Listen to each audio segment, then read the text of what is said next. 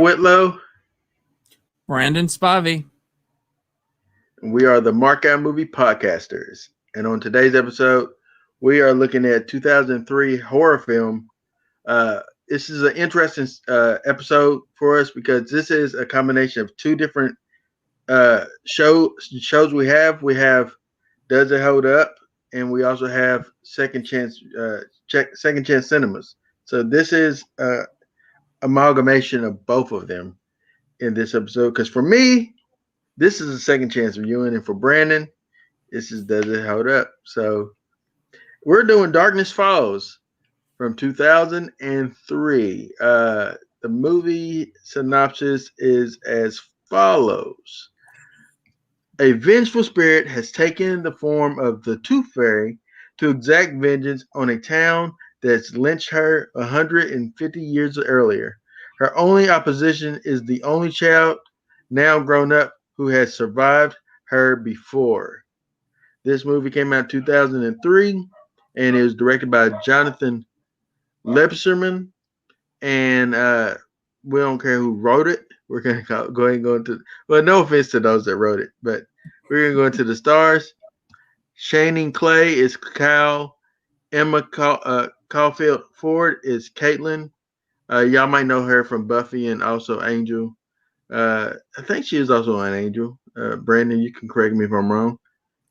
You're wrong. And I know she's on Buffy. I thought Buffy. she also showed up on Angel, but I was confused. It's been years, Brandon, since I've seen that show. All right. And Lee Corny, is that the man's real name? Yeah, okay. Lee Corny. Lee Cormy is Michael. Grant Pirro is Larry. Sullivan Stapleton is Matt. And the host of other people is in this film. Brandon's going to hit you off with a little bit of numbers. Brandon, let it rip. Oh, it's going to rip. It's going to rip hard. It got a 5 out of 10 on IMDb. 1 out of 5 on Common Sense Medium. Here is one positive review. Well, overall, 85% like this movie on Google. So there's your positive. On Rotten Tomatoes, it's got a 9% on the tomato meter. And the audience score is not much better at 34%.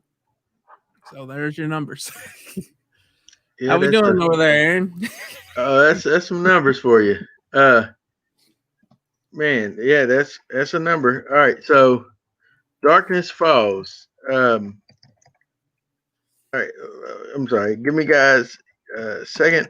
There we go. I just want to make sure that people, if you tune in, you know what we're talking about. So go ahead and add it. Did you see it? Is there a banner anywhere? Any guys see a banner? No banner? All right. There we go. Darkness Falls. There it is. All right. Anyway, back to what I was saying. Darkness Falls. All right. So this movie, you know, it started off. I thought that it started off like they try to create a legendary character, kind of like Freddy Krueger. You know what I'm saying?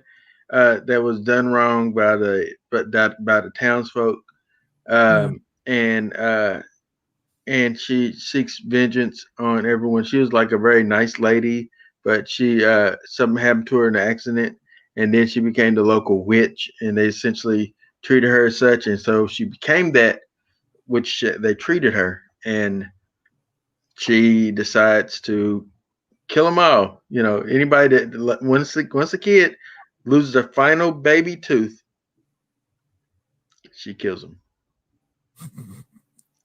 Yes, sir. But I mean, there's so many plot holes for me. But I thought that was a cool concept. In the beginning, the little vignette that they did, like about her, it's very 2000s. I forgot movies did that. You know, it's funny how much movies has changed from 2003 to 2020. Like, you know, those little things were very common in films back in 2000s, and the pacing and the shortness of a film back then, I mean, it felt short, and they try to compile a lot of stuff into a certain time frame, and and you could feel it. To me, in my opinion, you felt it. But I thought that if the story had a little bit more time, it would actually uh, breathe a little bit more. You know what I mean? Yeah. So, fun fact, Aaron. The director didn't want to make this movie. Really? Yeah. So, and you can tell he didn't want to make this movie. Carrington What says, up, KJ? what up, y'all? What up, Carrington? KJ, Paintball Yeah. 2 coming out one day. Shouting you out. One day. One day. All right. But yeah, he Go didn't ahead, want to Brandon. make this movie. And you could tell. You know, yeah, I agree with you that it wanted to be like Freddy. And I felt that. I felt Freddy inspired this movie. And I was like, everything happened so fast. It's like being on a roller coaster, literally. You're just going 100 miles an hour. You get no character development at all from anyone, really. But I didn't hate it. I can't say it holds up to what I thought back in 2003, but I didn't hate it. I prefer a movie like this over something like The Boy 2, or The Grudge, Absolutely. 2020. Even though no character development, I still have fun watching it. I like the concept. I like the concept of this tooth fairy killing kids that are losing their final baby teeth. With a director that would have been more passionate about the project, I think it would have been really good. Someone like young James Wan, who I feel this film inspired Dead Silence. And I feel this film also inspired Lights Out. And I feel those films were better than this film too. Absolutely, absolutely. They have more passion. You gotta have passion about what you do. They have more story to it too. Yeah, they have more story. development. Yeah. Yeah. So that's like my biggest issue with the film is you don't care about anybody. Things are just happening. I mean, you don't get to know anyone. Even Kyle, you know what happened to him in the beginning, but who is this person? And what's he do for a living? What's his personality like? We don't know nothing other than he's scared of the dark and scared of this tooth fairy. I felt a lot of connection to like maybe also even I would say Halloween, the Curse of Michael Myers, in a sense of with Kyle, he was more like that Tommy Doyle type of character that grew up, that was obsessed with Michael and his run in with that figure. And so in that film, you see him. I'm talking about Halloween, the Curse of Michael Myers. You see him obsessed with him and hasn't left that spot, hasn't left that.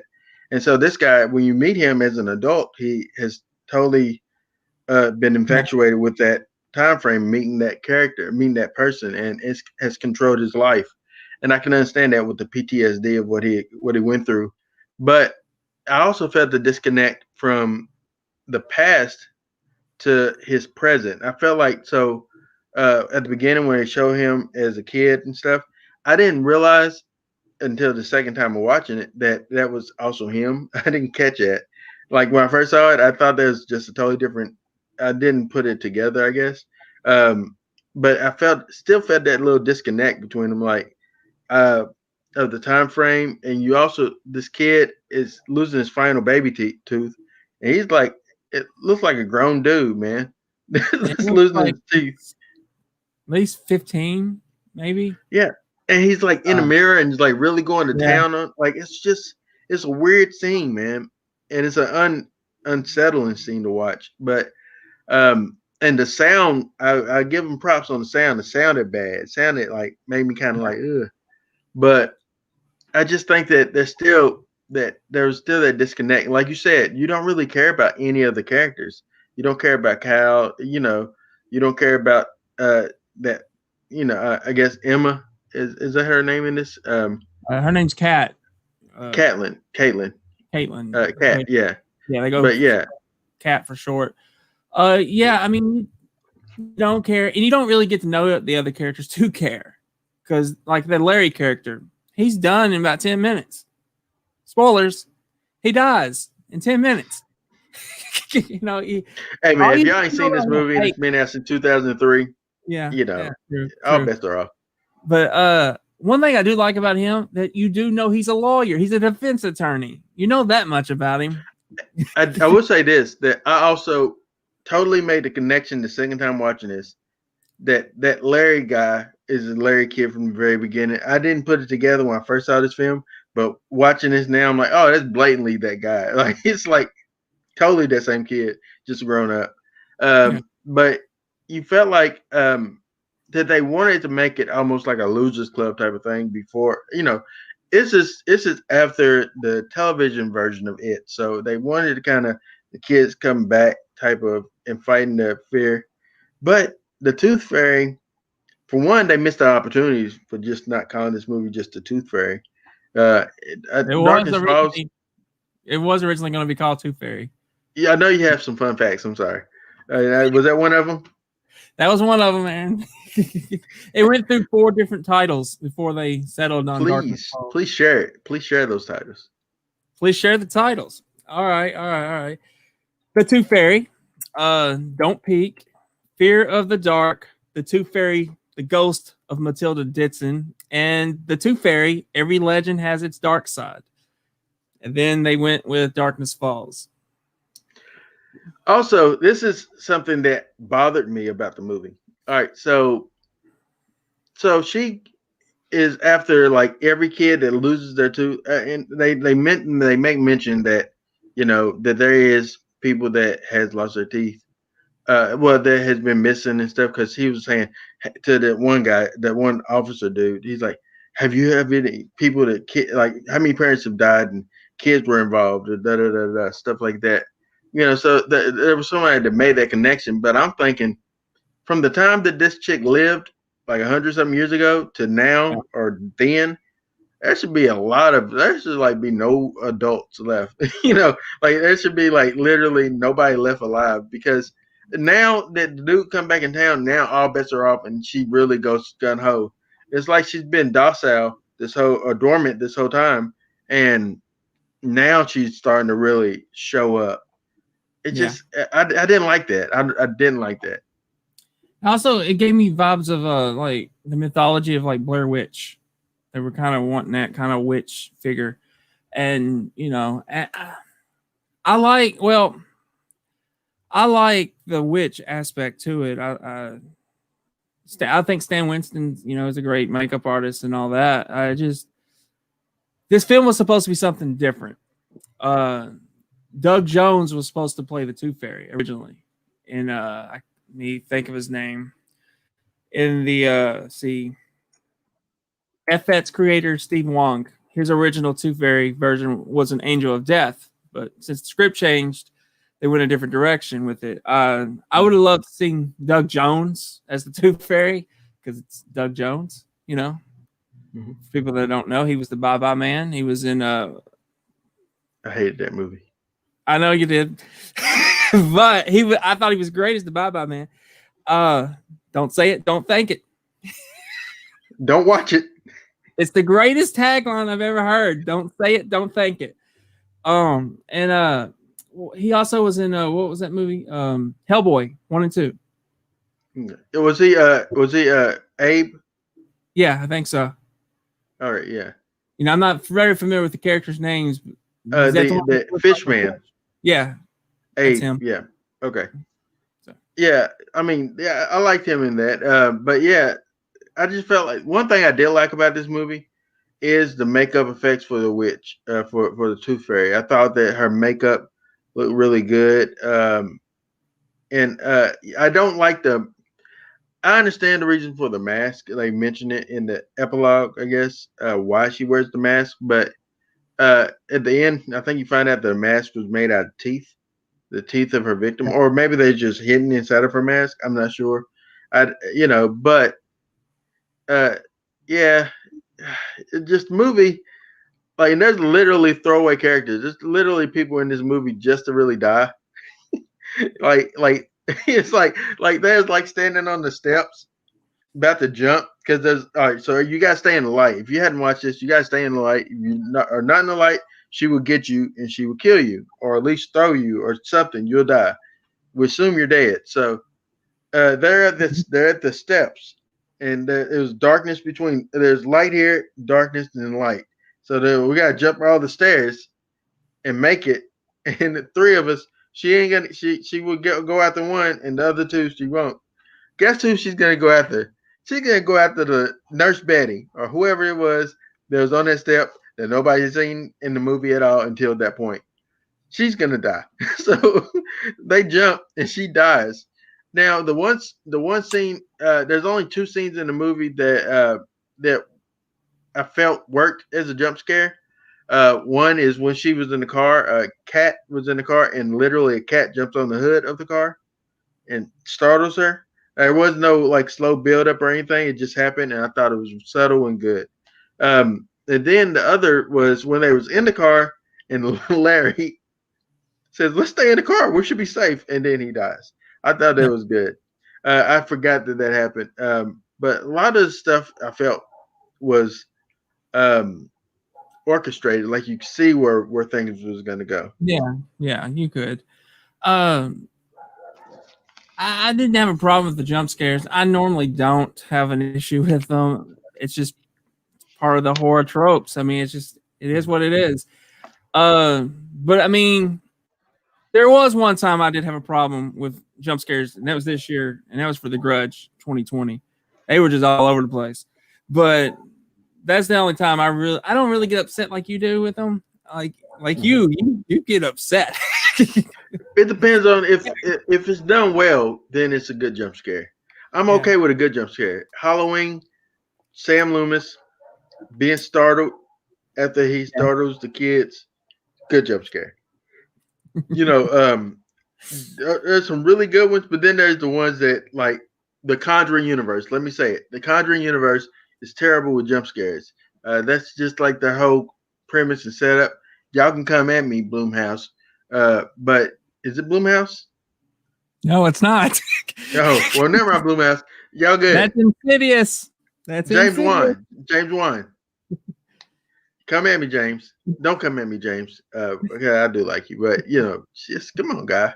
Anyway, so yeah, so I don't have a big problem with. I have more of a problem than you do with jump scares, but okay. Continue. I'm sorry. Well, I'm just saying, you always name the jump scares, and it just comes off like you get upset about it. And I was like, man, Aaron's he's rattled about these jump scares. But anyway, getting back to this, I mean, like I said, I have a message real quick. That is not true, actually. I do like the movie. It's a very flawed movie, and it's a fun movie. It's just flawed. It's just, it is what I gotta be honest, okay, KJ? KJ, I gotta be honest. I didn't really like it. But I didn't like it back then, and I didn't like it now. But what I would have gave it then was less than what I would give it now. I give it more now because I see where they was wanting to do, and I give them props for what they was trying to accomplish. But yeah, I like Funhouse more than I like this. And this is not going to be a good score at all. But back then, I would have I really loved it back in the day. 2003, I loved it. Today, I don't love it. I can enjoy it. I can have fun with it. It passes the time, and it's a really short movie. It's like an hour and 25 minutes. So, yeah, we got another message. I was looking to see if we have any, because some of them don't show up on here. I got to check our Facebook just to see if anyone else has commented. But KJ, I think he's commenting on YouTube. So, hey, good looking out, bro. All right. So, anyway. Yeah, the movie, though, I thought that for what it's worth, though, I thought the film wasn't. I saw what they was wanting to do, is what I'm saying. I saw what they was wanting to do with the characters, with the character of the Tooth Fairy. But like you said, I think Dead Silence did it better. Oh, Dead Silence did it better. No doubt. That movie just and then also, as you said, Lights Out did it better. like even though these are all gimmick type of movies set up with some type of gimmick, and whether it's don't say nothing, be quiet, or something like that. In Dead Silence, like the sound leaves the scene completely, and it's just silence, and then like the killer happens or whatever. But it was really cool. It was cool. I love that movie back in the day watching it. I thought that I hadn't Yeah, watched it in years, so it doesn't yeah. hold up. I'm not sure. But Dead Silence, I can still remember her name. It's Mary Shaw. I can't tell you this Tooth Fairy's name, even though you read it earlier. I do not remember it. It's not Yeah, important. I totally forgot too, and I read the stuff. What is blood? It's just What not is her name? important. Literally, is not. She's like, what's her name? They just say the Tooth Fairy in the I thought synopsis. maybe They don't like even bother Abigail saying the or lady's something. name. But honestly, I mean, I like her design and everything, Mm. but you know, her story, it just came off to me like they were trying to recreate Nightmare on Elm Street, and except they were using the dark. Stay, you know, stay in the light, and instead of don't fall asleep, it's stay in the light. And it just, I mean, it was fun to watch for me. I had fun watching it. It had no substance though. It's just I, that would be my takeaway. There's no substance. It's like a fun little roller coaster to ride. I, I would say this. I'll say this though about them trying to create like a Freddy Krueger type character. That's a hard thing to pull off Oh because yeah, he is so iconic. The closest that I've seen in years is this newer version of Pennywise. That's the closest I've seen in years that I would even put in the same category as a Freddy Krueger because they did such a great job building his presence of who he was and what he did. Although I honestly didn't like the second film as much. But I did like the premise, but I wanted more. That's my biggest problem with it. I wanted more Pennywise. But yeah, so I agree. So for this movie, they did want it felt like they wanted to make a Nightmare on Elm Street type of thing, but uh, it just it felt rushed. Even Nightmare on Elm Street for its time, I'm not sure of the time. Like I'm not sure of the uh how the runtime of the film is. It like is it 2 hours? no, I want to say it's like 90, between 90 and 95 minutes. It's a little bit Yeah, longer. But this, but like but the it end felt but credits, it felt like they built up the yeah, character a little bit more. It's yeah, an they hour and did. 31 minutes. This is like yeah, but even in that short period of time, if you watch Nightmare on Elm Street, you know who Freddy Krueger is. You know what's in stake or what's at stake. You know what's going to happen. You know Nancy, and you sympathize with Nancy. You know Yeah. Tina, and you sympathize with Tina. You know these characters, and you really are Well, really behind them. In this movie, you literally aren't behind any of them, and then that's a in testament to my Wes opinion. Craven. That's a testament to Wes Craven too. This director isn't Wes. He's not. He's nowhere near. He didn't even want to be a horror filmmaker. So he shouldn't have made the movie. He also made Teenage Mutant Ninja Turtles in 2014 and Battle LA with Aaron Eckhart. Which one was that? The 2014 was that the animated one? No, live action. TMNT. The first live action. Oh, the new yeah, I hadn't watched that. Yeah, Yeah. okay, that makes sense. Yeah, dude, just not don't do horror. If you don't want to do horror, don't do horror. And I say that with Because everyone. honestly, somebody that like I would love to see this movie actually get a remake. Some movies do deserve a remake to be tried again. Like let Yeah. somebody else that is a fan of horror take this film and say, "Let me try to put my own spin on it and give me an R rating." Because I think this was PG-13. So It give was me an PG. R rating and let me do what I can do and make this an iconic character. You Yeah. know, Also, because another problem I think with this film is that it came out a year after Wes Craven's They, which had the same premise. You got to stay in the light to survive. Also, the Boogeyman came out like a couple years before. which was a similar premise. I like how you It say premise. I mean, the Premise. boogeyman premise. Whatever, Aaron. Come on, Premise. man. Premise. Come I on. drank my tea with my finger out. Premise. No, I'm sorry. I'm just playing with you. I know. But I mean, Yeah. you can't do too many similar films and get that audience. I mean, I like this better than I do the Boogeyman. I like this better than I do They, but We only have one person commenting, and it's KJ. And this is what he says. lies. What lies, KJ? What lies? KJ, explain yourself. What lies? All right. What lies? So KJ, yeah, let me ask you this: since you're essentially on the podcast right now too with us, we're cool with that. What was your thoughts on the film? Did you like this movie? Let us know in your comments, because I thank you for commenting. I love that feature on here, by the way. I want more people to comment as well. On Facebook, it just doesn't show the comments. So if you are commenting on there, I apologize. I'm just not seeing it. But I see a lot of people are watching, and I thank you all for watching. Andy, I know Carlos Bailey running for Bowling Green City Commission. Make sure you vote. Chris Page running for mayor. Make sure you vote. All right. But yeah, so I don't know. Some people aren't gonna like the movie, and like you said, those movies they came out right around the same time. Boogeyman. I totally forgot about Boogeyman. That's another forgettable movie. In 2000s, I felt like there was only a few films that really piqued my interest, and in 2000s it's either hit or miss. You know what I'm saying? Yeah. Like you had some stuff that kind of held up, like for the most part, like 13 Ghosts. It kind of holds up a little bit more. It holds up a little bit more than this. Does it not? Not for me, it doesn't. No, I hate that movie so much. Oh god, You hate it more than this. Oh yeah.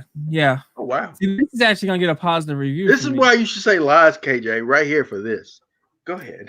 Yeah, I think 13 Ghosts got like a 1.5 for me. Yeah, I didn't. I like Matthew Lillard. That's it. I don't like anyone else. I think Tony Shalhoub was in another movie. I think he wanted to be elsewhere at the same time. But I know you like that movie. But I didn't like it as much as say. Oh yeah, I do remember Boogeyman. I just had to look it up. This movie, and they were confusing to one another. It came out in 2005. This came out in 2003. So they came out first because that was 2002. Yeah, so maybe they were all kind of copying maybe They's premise. Oh, we could do it too. Kind of like how, and I'm going to call you out, DreamWorks. Kind of like how DreamWorks does with Pixar. Let's talk about this, guys. How Pixar comes out with movies, and then DreamWorks try to come out with a similar movie at the same time, but it ain't that good. Case in point, Bugs Life. Bugs Life is a great film from Pixar. What did DreamWorks try to do? Ants. Nobody wants to see Ants except for you that like Sylvester Stallone. I have Nobody else wants to see Ants. You ain't never seen it? I have never seen it. There you go. I will tell you one thing I do like. How to Train Your Dragon trilogy. I love it. Yeah, those. That's when they found their stride with that and Shrek. They found it with that, but then like with that, they had Finding Nemo with Pixar, and then they came out with Shark Tales, which is not Finding Nemo. So yeah. But then when they finally said, "Let me do my own stuff," that's when they started getting good. Yeah, now they got it. Now they have the Minions or whatever. They're doing the thing. I think they have the Minions. I'm pretty sure that's theirs. Pretty sure they have pets. I think it's theirs too. Yeah, I know it's not Pixar. No, it's not Pixar because Pixar is the champion. I'm Team Pixar over here. Forever. Why you got two sides? Why can't you enjoy it? DreamWorks is not that good. Only for Shrek. See, ever since we started this podcast, you've been against DreamWorks. I don't know why, but you've been against them. They come at it. Ever since we started this podcast. Man. I'm sorry. That was my little rant. We're losing people because I started talking about DreamWorks and Pixar. I'm sorry. we'll get back to the horror of Darkness Falls. What did you think, Brandon, about uh you think that this movie would have benefited from a R rating? Oh yeah, yeah. You could have done a lot more with the Tooth Fairy with an R rating. You know, you could have seen a mental aspect to it as well with Kyle. See, here's how I would have actually started the movie because I was thinking about it as I was watching it. I was thinking you should start it off with the character as she, you know, in the 1800s.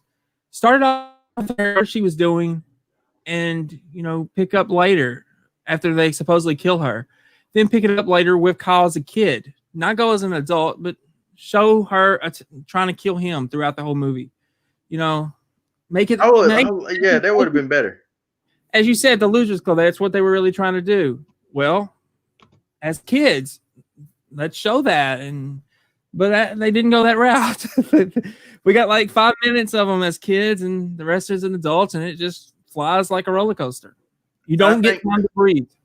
I think what you said about show the Tooth Fairy as a human being, like I think instead of starting off with the vignette, the 2000s flashy vignette that they do with newspaper articles and all that stuff, you know what they did with it. I think that they could have saved the time, like you said, and just showed her maybe interacting like outside picking flowers or doing laundry or doing clothes, and then like and have her kind of smile at a kid, and then or see the parents, like the kid, you know, the parents start ushering the kid away from her, like and you know make her feel like so like by herself, but then like at the same time you see like the mob coming up the road and grabbing her and executing her or something like that, and then we go to, you know, the present time like you said, but as Kyle with as a kid,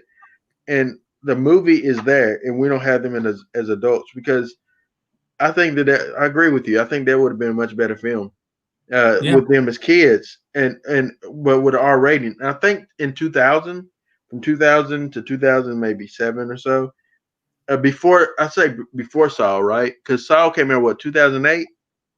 Feel like I'm not sure exactly what it was because Saw changed the game.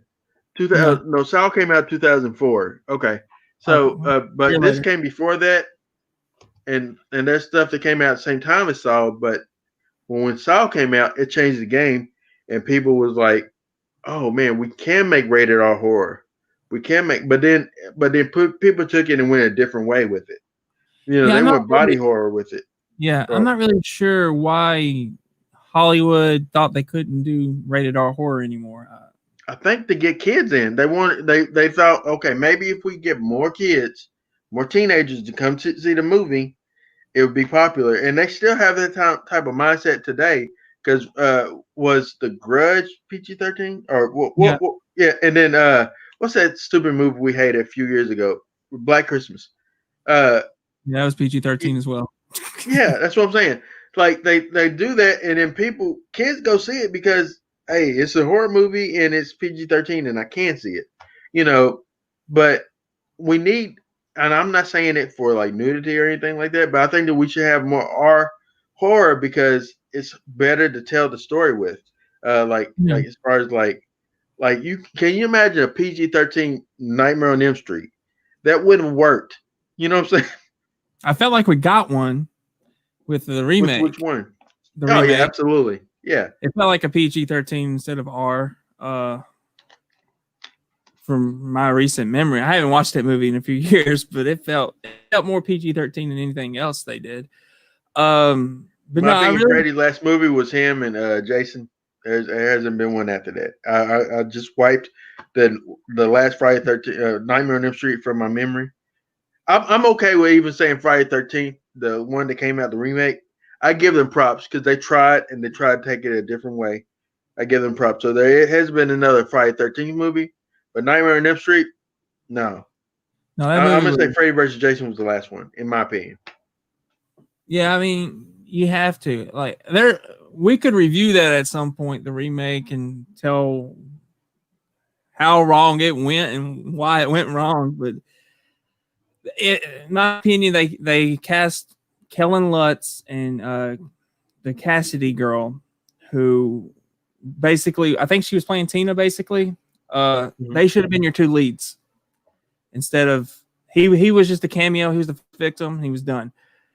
Those were your two best actors as far as the kids goes, and they should have been the main two people. And for whatever reason, they weren't. The girl that played Nancy was awful, in my opinion. She was just off. But I don't want to get off on Freddy and Nightmare on Elm Street remake, but I think we deserve more rated R horror films. I think I agree with you. You said this earlier that Darkness Falls should get a remake. I think it should. I would love to see a Tooth Fairy Darkness Falls remake, rated R for, I think I would like to see it maybe during maybe the 1800s though. Yeah, and I will say also take away the element of the whole light thing. Take that light element out of it. I think that's a crutch that you don't need. Maybe I don't know. Maybe she's not a Tooth Fairy. Maybe you change it from that aspect to just someone who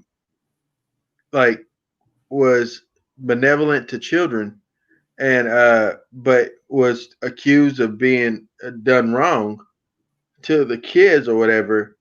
And because the story says the boys was missing, and then after they murdered her, like a day or so later, the kids show back up. Like like she had nothing to do with it.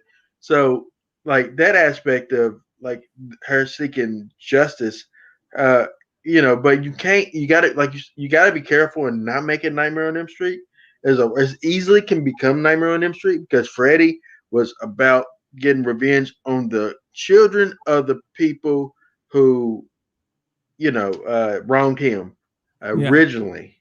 Was what he was trying to do. I don't know what they went with it, but that's what he was wanting to do. That's his motivation. But yeah, I don't know. This movie though, I just think that it does qualify to have some type of remake. Let me ask you a question. You said you didn't hate it as much as you did in 2003. Did you like more about it this time around? This time around, I really try to appreciate the makeup of the Tooth Fairy character. I try to appreciate the makeup, even though we don't see a lot of her, a lot of the face.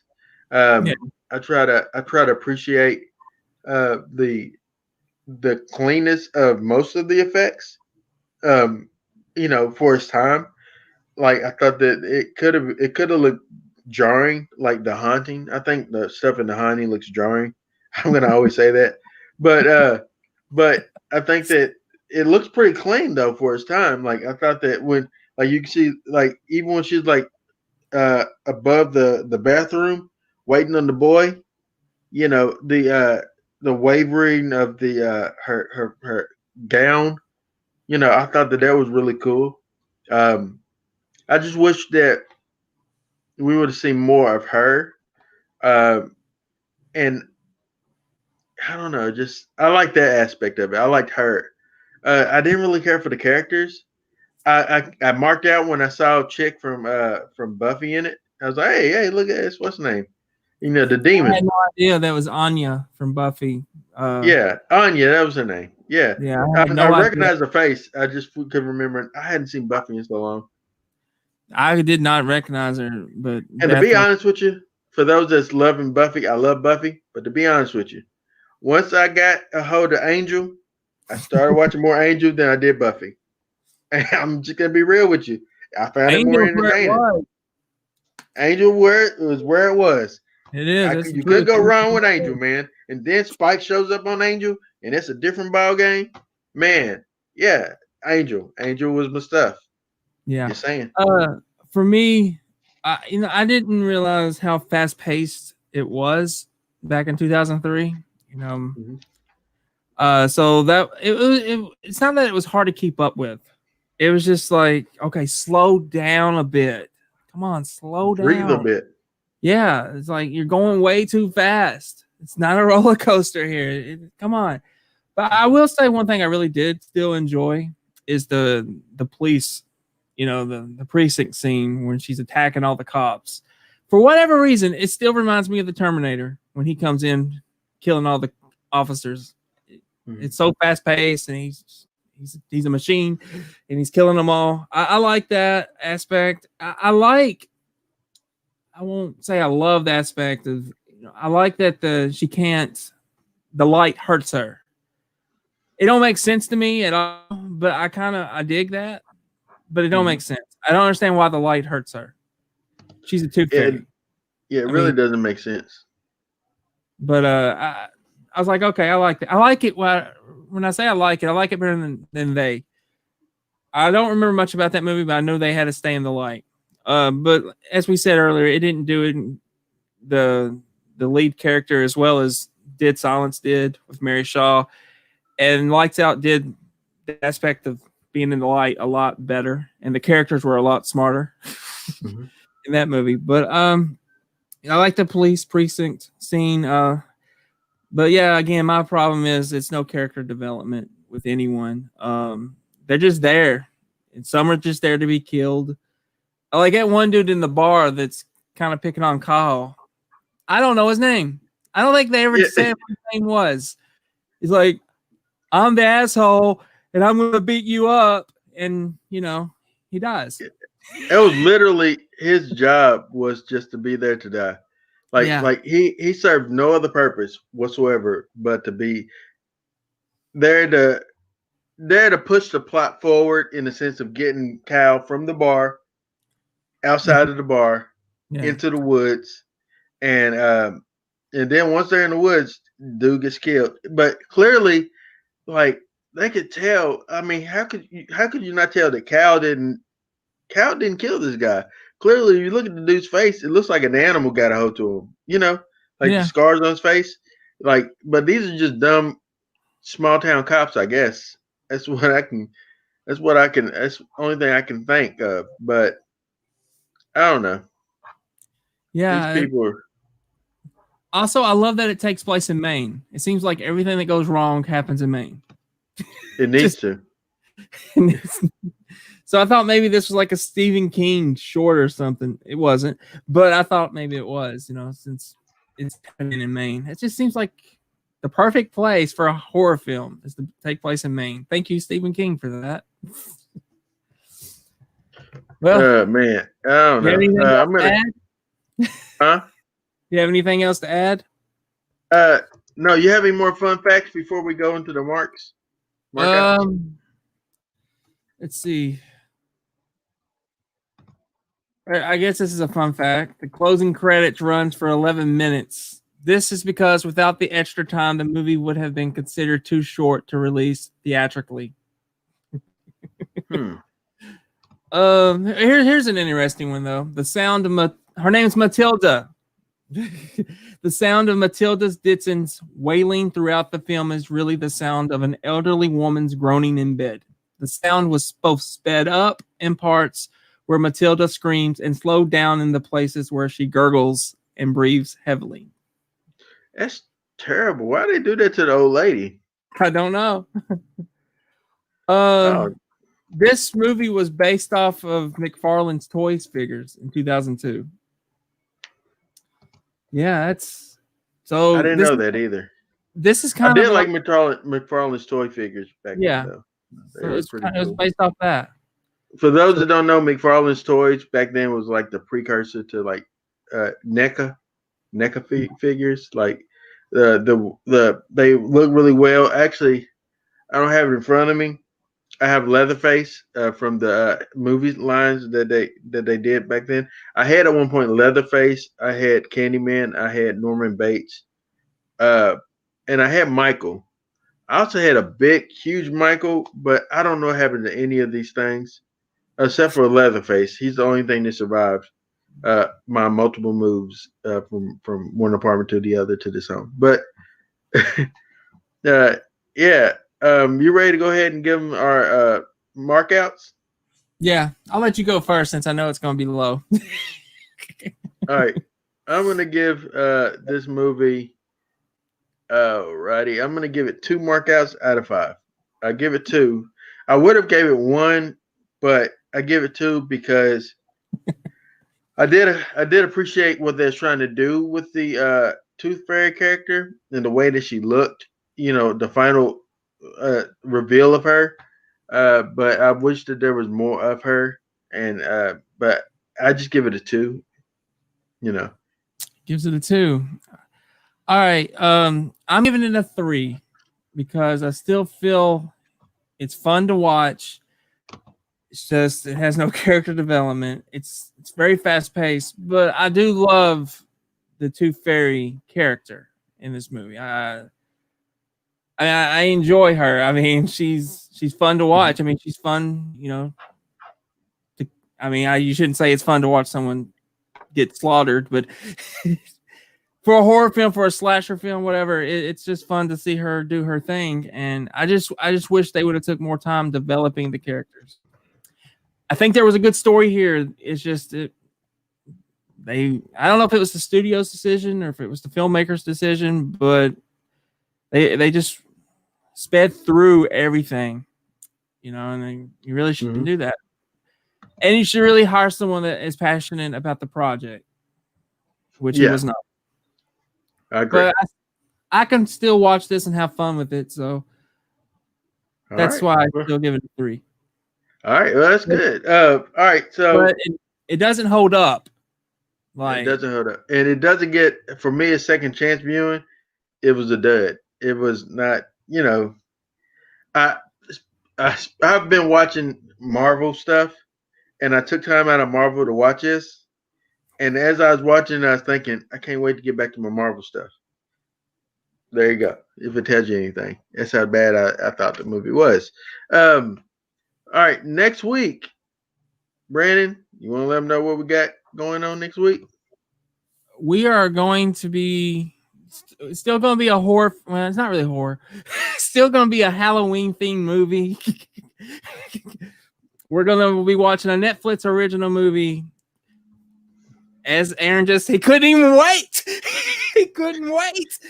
Hubie Halloween, which I hear from multiple sources is not a very good movie, but you know, it's Adam Sandler. It's Netflix. I'm sure I'll enjoy. I'm sure you will. I mean, yeah, I'm actually looking forward to it because, you know, I am an Adam Sandler fan. As far as like, I loved his earlier stuff, and his later stuff hasn't been. It's been hit or miss for me. The last really good one I liked was I think Bedtime Stories. I really enjoyed. No, was Click After Bedtime Stories or before? I don't know. That was a long time ago, Aaron. like I don't like his like nothing recent. I haven't seen his big film that you liked in theaters. I haven't seen that one. Uncut Gems. Yeah, well, here's the fun, and I hope this is not true, but I do know what he said. He said if he didn't get nominated, he was going to make the worst movie of all time. And I hope Hubie Halloween's not the worst movie of all time. It looks like I'm hoping for more of a Ernest Scared Stupid type of experience. That's what I was going to say. It reminds me of that from the trailer.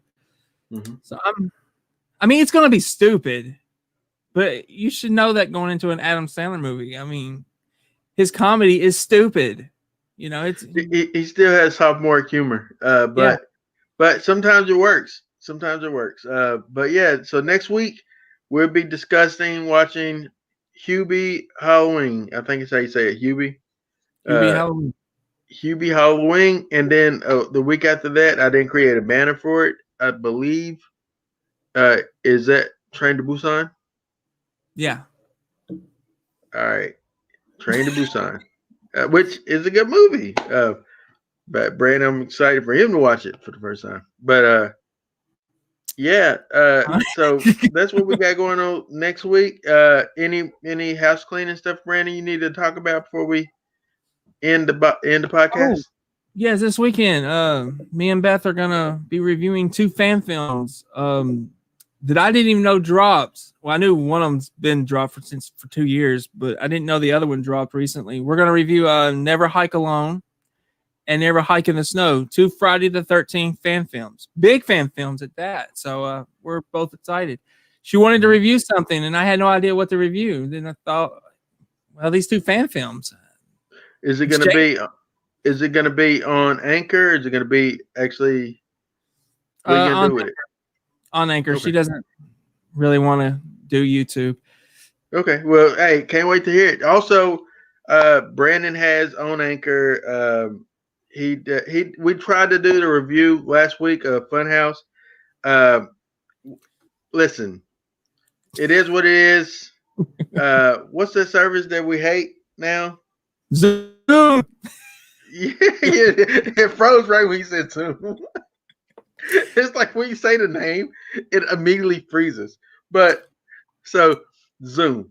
So yeah, we tried it on Zoom, and it did not work because Zoom is terrible. So the good people here at StreamYard will do it again. Well, we didn't do it again. Brandon got it up for us. Check it out on Anchor. It's on all our other platforms as well that we're on. And I plan on still doing a quick little review of The Boys 2, season 2, and talking about that. But mainly, I'm looking forward to this Sunday's episode of Lovecraft Country to finish that show, because I'm going to put a review out for the show Lovecraft Country. Brandon told me not to spoil anything because he wants to watch the show. I'm gonna try my best. Don't pull a me. I'm not gonna pull a Brandon. I'm gonna try my best not to pull a Brandon. Brandon would say in the podcast in a review, I'm not gonna spoil it, and then like 10 seconds later, spoil something. But yeah, you wouldn't be Brandon if you didn't, though, right? I can't help myself. That's right. Don't know what you're gonna do. I don't know what I'm gonna do, but yeah. So check that out. Lovecraft Country on HBO, HBO Max. HBO Max too. It's something with HBO. It's on all the HBO's platforms right now. Check that out. Boy 2 is on Amazon. If you like superhero movies or shows, you'll really enjoy that probably. Not for kids. Do not have your kids watch any of these shows. And that's pretty much it. And then next week, we'll see you here for a little bit of Hubie Halloween. We see if Adam Sandler has it in him to fight horror on All Hallows Eve or night. We'll see. I'm Aaron Whitlow. I'm Brandon Spivey. You can go ahead and send them out, Brandon. And we are the Markout Movie Podcasters. Thank you for marking out with us.